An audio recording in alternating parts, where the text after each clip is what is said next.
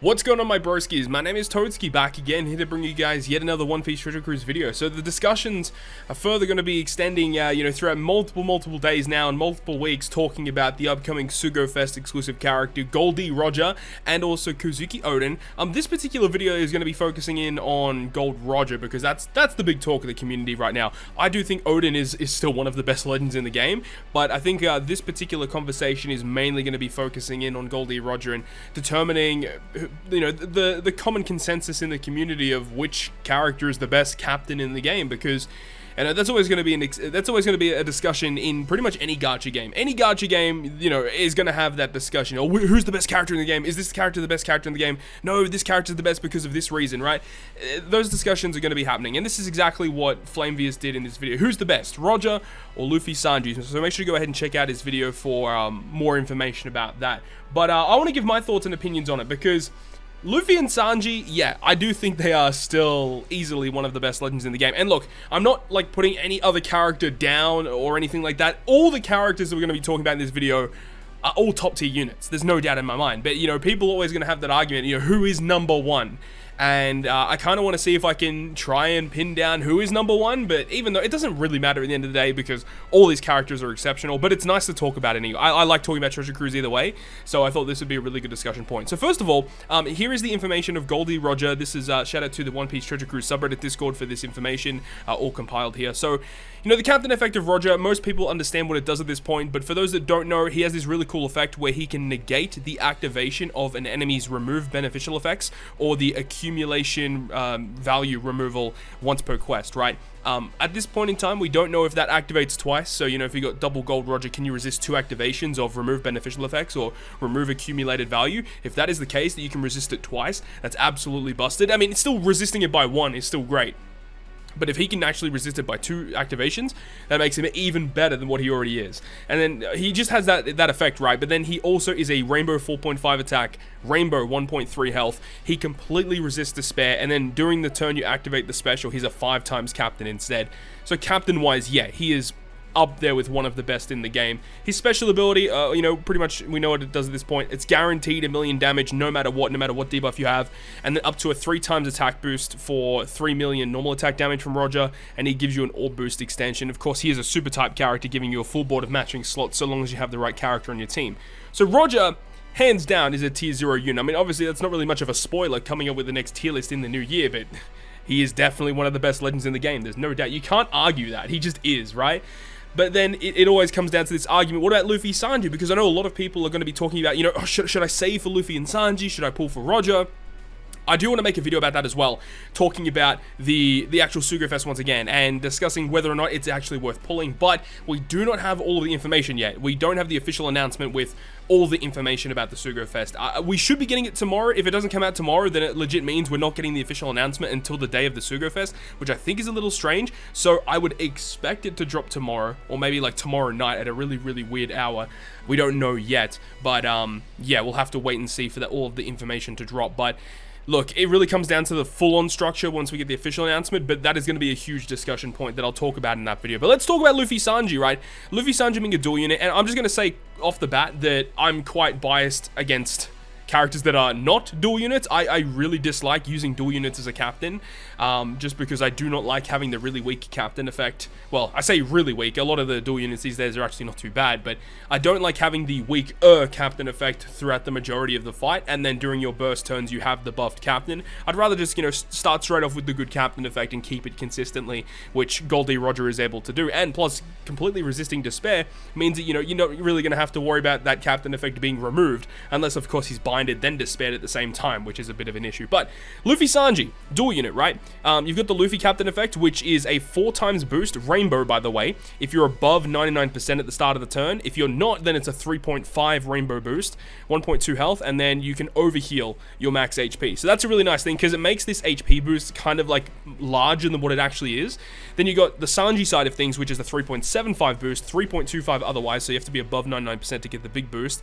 And then he also recovers 1,000 HP at the end of each turn, as well as providing the additional overheal effect. And then, of course, in their dual form, they're pretty crazy, being a 5 times captain if you're above 99% health, and then 4.5 otherwise, 1.2 health, recover 1,000, and then you can get the overheal mechanic. Captain-wise, yes, this character is still one of the best in the game. The fact that he's rainbow with overheal, he has recovery mechanics, and he also has the health boost as well. Like, this character still, captain-wise, is phenomenal, right? But you do have to take things into consideration, right? He is a dual unit, and you have to be legit above 99%. So you have to have the overheal in order to get the most out of this character. So that is the huge downside to Luffy Sanji, especially in their singular form. Having a 3.5 or a 3.25, it's not great. It is quite a downside having that, comparing to Roger, for example, having, you know, a 4.5 all the time, no matter what, and then you have the 5 times during the burst turns instead. So that's the trade-off there, of course.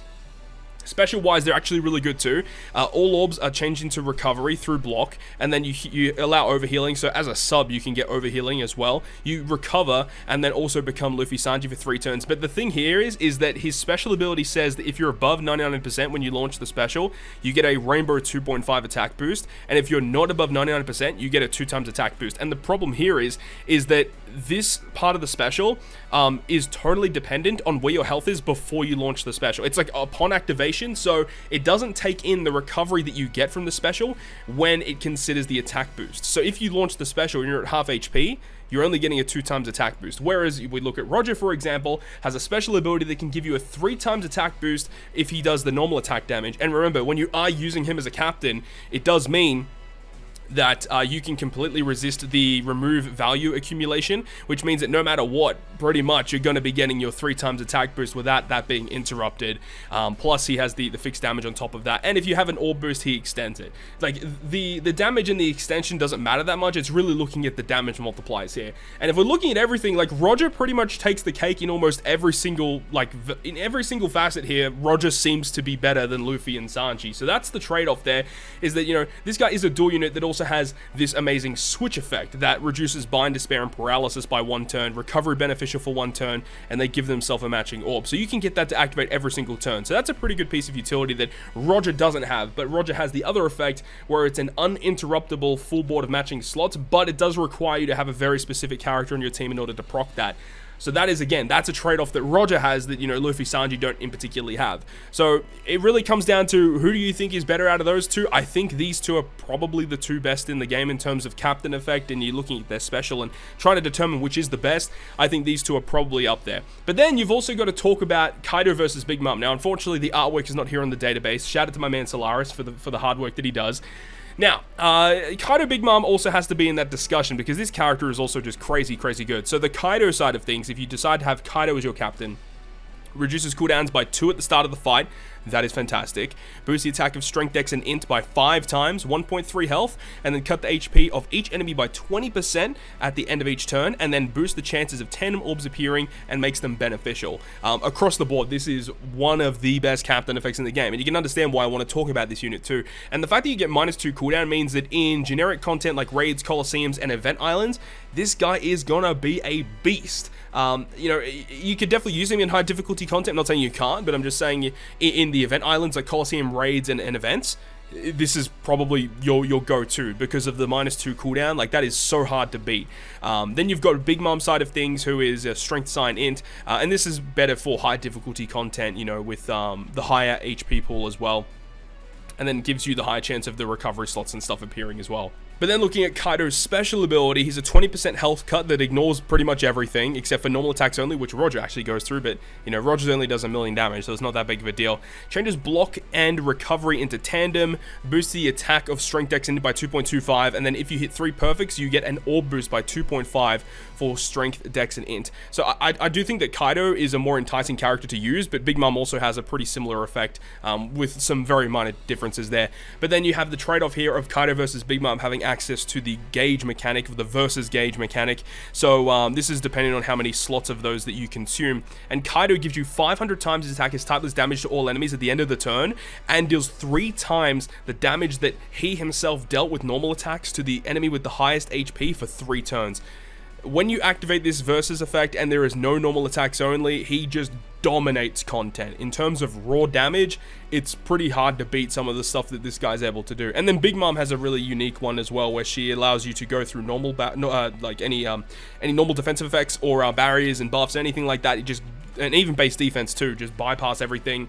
You get similar slots, and you can heal when you every time you defeat an enemy as well. And Big Mom has the effect where you can heal when you eat it, when you hit it perfect and stuff. Yeah, like it's really, really cool. So this is another unit that has definitely the potential to be one of the best ones to be considered in that same argument. Of course, the big downside here is that both Kaido and Big Mom are restricted to certain types, being Strength, Dex, and Int by 5 times. So you got Luffy and Sanji being up to 5 times Rainbow, but you have to be above 99%. Roger 5 times Rainbow, but have to use his special ability. But he is 4.5 times otherwise to every other unit in the game, right?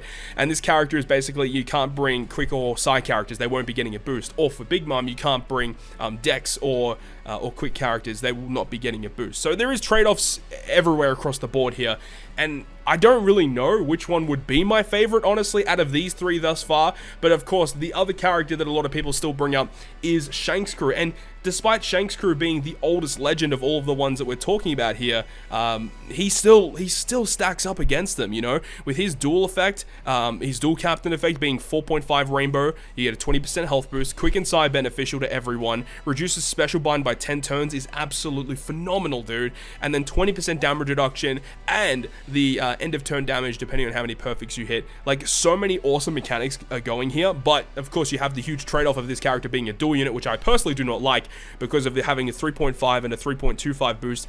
In raids and Colosseums, you can definitely still use it. Like, this is not bad by any stretch. It just means that in high difficulty content, yeah, he can still clear it, like, pretty straightforward. Like, it's not a big deal, but in my eyes, I have felt that when I am trying out different teams, I do find that utilizing captains that have high multipliers all the time are just way easier to use. Not saying Shanks Crew can't beat content. He definitely can. He can beat pretty much everything in the game.